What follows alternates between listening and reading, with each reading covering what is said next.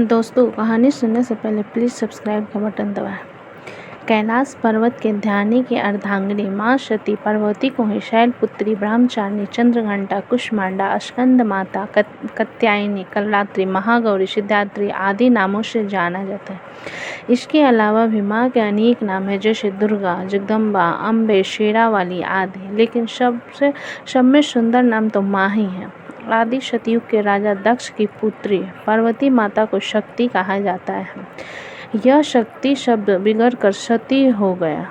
पार्वती नाम इसलिए पड़ा कि वह पर्वतराज अर्थात पर्वतों के राजा की पुत्र थी, राजकुमारी थी, लेकिन वह भस्म रमाने वाली योगी शिव के प्रेम में पड़ गई। शिव के कारण ही उनका नाम शक्ति हो गया। पिता की अनिच्छा से उन्होंने हिमालय के इलाके में ही रहने वाले योगी शिव से विवाह कर लिया।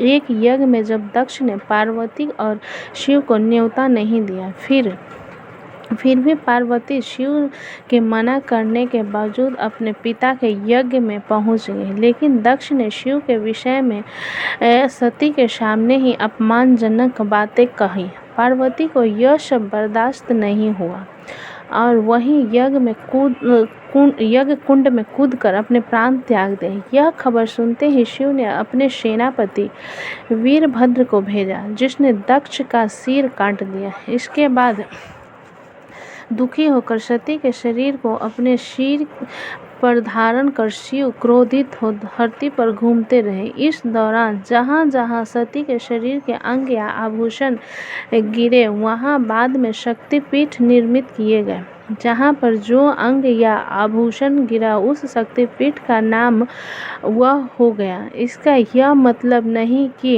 अनेक माताएं हो गई। माता पार्वती ने ही शुंभ, निशुंभ, महिषासुर आदि राक्षसों का वध किया था।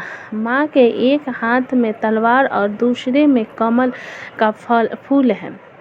पीतांबर वस्त्र, सिर पर मुकुट, मस्तक पर श्वेत रंग का अर्धचंद्र तिलक और गले में मणियों मोतियों का हार और है। सिर हमेशा माता के साथ रहता है। जो दिल से पुकार निकले वही प्रार्थना है, न मंत्र, न तंत्र और न ही पूजा पाठ। प्रार्थना ही सत्य है। माँ की प्रार्थना या स्तुति के पुराणों में कई श्लोक दिए गए हैं। दोस्तों, कहानी कैसी लगी? अच्छी लगी तो प्लीज़ मुझे लाइक एंड सब्सक्राइब करें।